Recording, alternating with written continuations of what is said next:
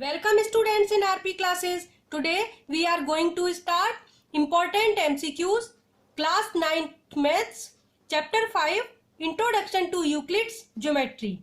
Question 1. A pyramid is a solid figure the base of which is only a triangle, only a square, only a rectangle, any polygon. Student इस question का answer है any polygon, क्योंकि जो pyramid होता है उसका base triangle भी हो सकता है, स्क्वायर भी हो सकता है, रेक्टेंगल भी हो सकता है, कोई भी पॉलीगन हो सकता है। पॉलीगन स्टूडेंट क्लोज्ड फिगर होती है made up of line segments. तो ये सारे लाइन सेगमेंट से बने हैं, तो इसका ऑप्शन डी आंसर हो गया एनी पॉलीगन।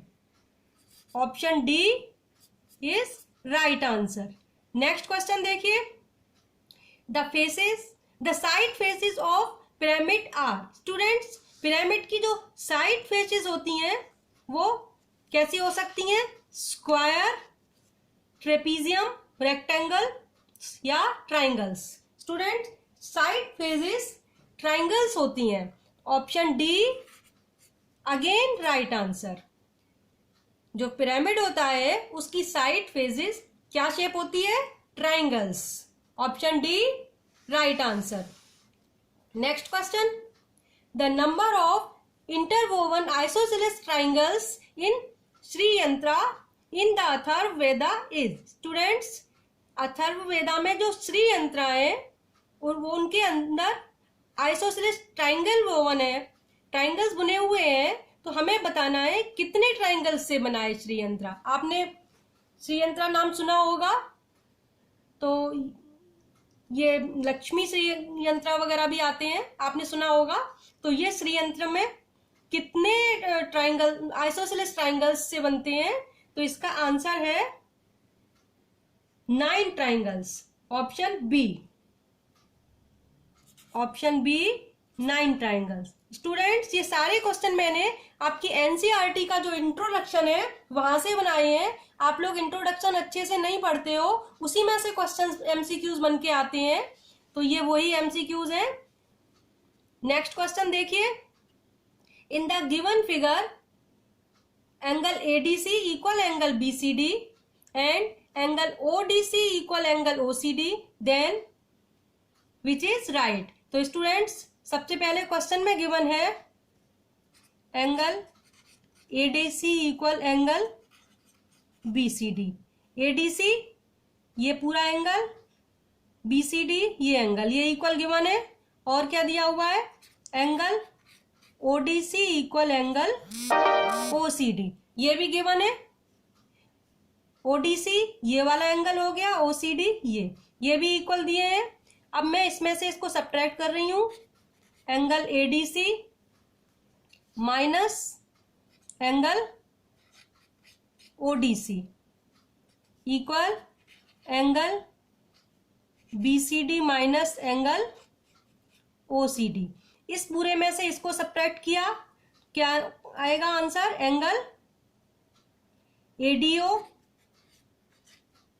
इक्वल, इस बड़े वाले में से इसको सब्ट्रैक्ट किया, बीसीओ आ जाएगा, एंगल बीसीओ। इस बड़े वाले एंगल में से इस एंगल को सब्ट्रैक्ट किया, ये वाला एंगल आ गया।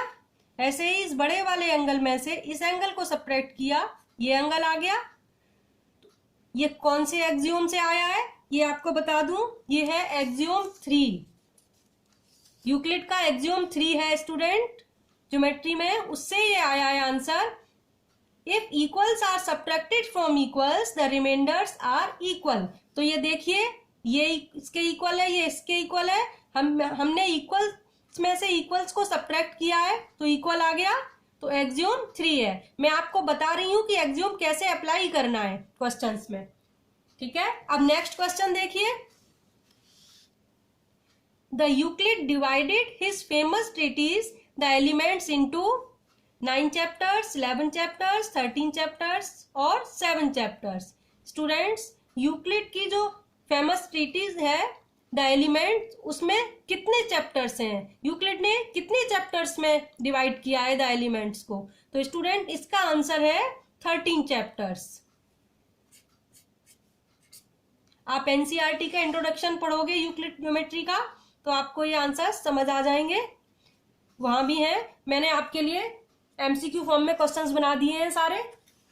नेक्स्ट क्वेश्चन देखिए, the number of dimensions a solid has. Student, किसी भी सॉलिड में कितनी डायमेंशंस होती हैं? मैक्सिमम 3 डायमेंशंस हो सकती हैं स्टूडेंट्स। कौन कौन सी? लेंथ, ब्रेड्थ, हाइट, 3 डायमेंशंस होती हैं। तो आंसर हो गया option D is right answer. 3 dimensions हो सकती हैं। अब स्टूडेंट, इससे रिलेटेड मैंने सारे क्वेश्चन एक साथ लिख दिए हैं जिससे कि आपको कंफ्यूजन ना हो।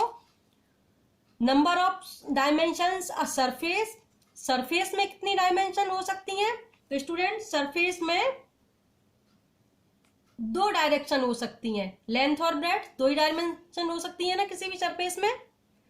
Option C is right answer. Next question देखिए, number of dimensions a line has. Line में कितनी डायमेंशंस हो सकती हैं? तो स्टूडेंट, लाइन में केवल एक ही डायमेंशन होती है, लेंथ ही कह सकते हैं, और तो हाइट तो होती नहीं है, ब्रेड्थ भी नहीं होती है। तो लाइन में कितनी डायमेंशन हो गई? एक। Option B is right answer.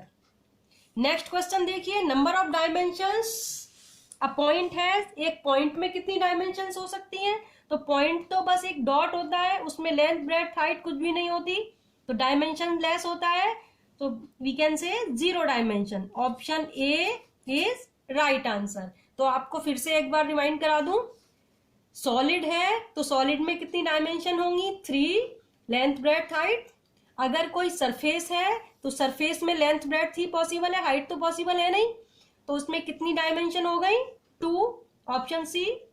और अगर कोई लाइन है तो लाइन में ब्रेड्थ और हाइट नहीं होती, एक ही डायमेंशन होती है, length only. Option B 1 dimension. और next question, number of dimensions point. Point में लेंथ, ब्रेड्थ, हाइट कुछ नहीं होती, केवल पेपर पर एक डॉट बना दो, पॉइंट बन जाता है, तो पॉइंट डायमेंशन लेस होता है। तो ऑप्शन ए हो गया 9th क्वेश्चन का 0 डायमेंशन। नेक्स्ट क्वेश्चन देखिए, नेक्स्ट क्वेश्चन है student, Suhana is of the same age as Riya, Tiya is also of the same age as Riya, then the Euclid's axiom that illustrates the relative ages of Suhana and Tia is the first axiom, second axiom, third axiom, fourth axiom। तो student, इस question का answer है first axiom. कैसे? Suppose question में दिया हुआ है रिया की age, Suhana is the same age as Riya, so we can say Suhana's age equal Riya age. और क्वेश्चन में दिया है Tiya is also same age as Riya, so टियाज